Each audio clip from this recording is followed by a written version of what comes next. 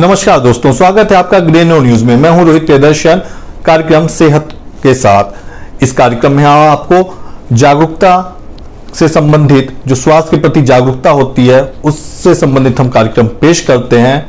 सोनल, नोएडा की रहने वाली सोनल पिछले 7 वर्षों से अपने पति के साथ एक बेबी चाह रही हैं, लेकिन उन्हें सक्सेस नहीं मिल पा रहा है, जिसके कारण वो स्ट्रेस में चली गई हैं। उनके परिवार वालों ने उन्हें आईवीएफ के लिए सजेस्ट किया है।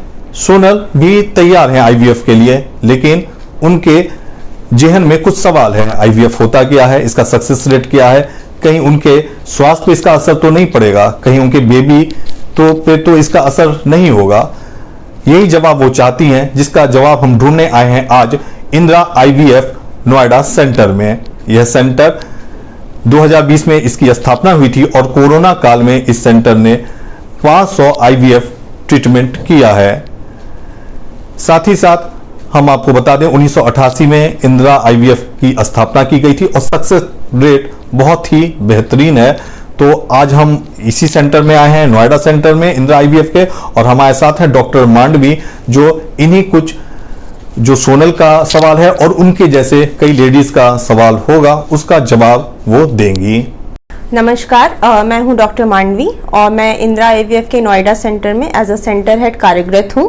आज हम आईवीएफ के बारे में बात करेंगे।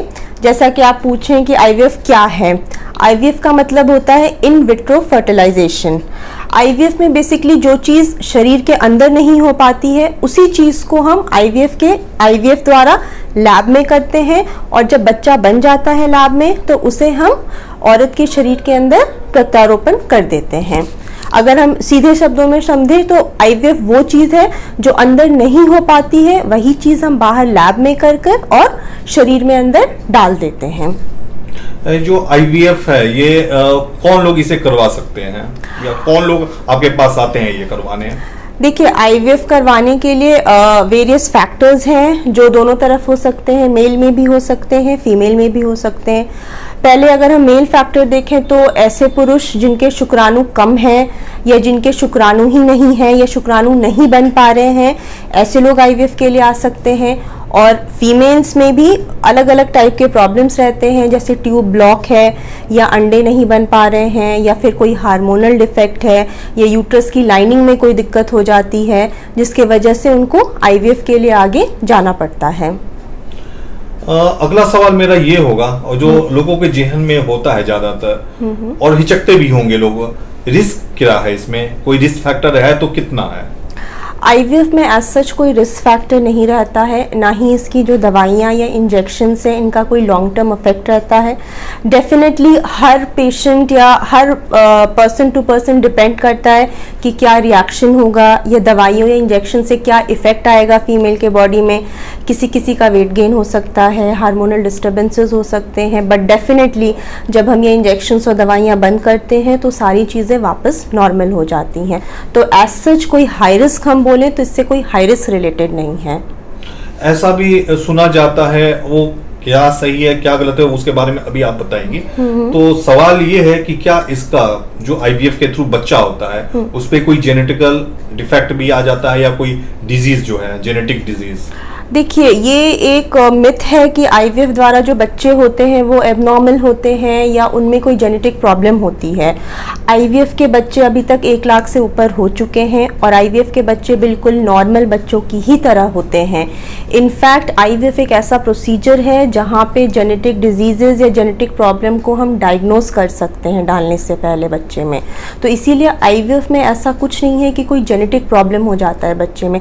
आईवीएफ के बच्चे भी उतने ही हेल्दी होते हैं जितने नॉर्मल बच्चे रहते हैं। और डॉक्टर मांडवी, बात की जाए इंदिरा आईवीएफ क्लिनिक की, तो आप क्या फैसिलिटीज देते हैं, और अन्य क्लिनिक से आपका क्लिनिक बात की जाए अलग क्यों है, कहा जाए तो उसका जवाब दें, क्यों है अलग?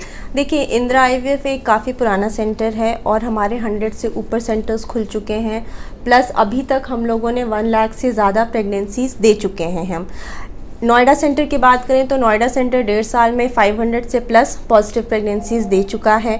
हमारे यहाँ क्या अलग है दूसरे सेंटर्स से, हमारे पास सारी एडवांस्ड फैसिलिटीज़ अवेलेबल हैं, जैसे लेज़र असिस्टेड हैचिंग है, ब्लास्टोसिस्ट है, आरआई विटनेसिंग है, क्लोज्ड वर्किंग चेंबर है।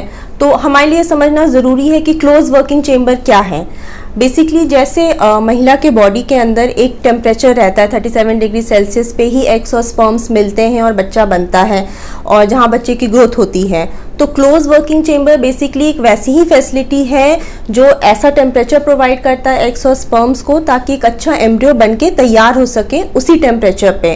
क्योंकि जनरली देखिए लैब में एसी चल रहा होता है तो टेम्परेचर वेरिएशंस रहते हैं, तो उस चीज़ को अवॉइड करने के लिए हम क्लोज वर्किंग चेंबर का यूज़ करते हैं। इसके अलावा RI witnessing system which is very important IVF में, बिकॉज आप लोगों ने मूवी देखी होगी गुड न्यूज़, जहाँ पे दिखाया है कि देयर इज एन इंटरचेंज हो जाता है पेशेंट्स के बीच में एम्ब्रियोज का। तो ऐसे केसेस में आरआई विटनेसिंग आता है, जहाँ पेशेंट को पर्टिकुलर एक कार्ड दिया जाता है और उनके कार्ड के असेस पे ही एम्ब्रियोज उन्हीं के आएंगे बाहर, जो बहुत इंपॉर्टेंट है आईवीएफ में, ताकि मिक्सिंग ना हो, हम इस चीज़ को अवॉइड कर सकें। तो ये सारी चीज़ें देखने के बाद हमें ऐसे ही सेंटर चूज़ करना चाहिए जहाँ पे ये सारी फैसिलिटीज़ अवेलेबल हो, जहाँ पे सक्सेस रेट अच्छा हो, जहाँ पे आपको प्रेगनेंसी मिल सके और आप प्रेगनेंसी की सुखद एहसास कर सकें। तो दर्शकों, हम बात कर रहे थे आईवीएफ से संबंधित और उसमें क्या मिथ्या होता है, और बहुत कुछ हमने जाना आईवीएफ एक्सपर्ट डॉक्टर मांडवी से। अगर आपको अभी भी किसी तरह का संशय हो या कुछ आप इससे संबंधित पूछना चाहते हो तो इस वीडियो के कमेंट बॉक्स पे आप हमें वो प्रश्न भेज दें, उसका जवाब आपको तत्काल डॉक्टर मांडवी के द्वारा मिलेगा। फिलहाल इस सेहत कार्यक्रम में इतना ही, मुझे दीजिए इजाजत, नमस्कार।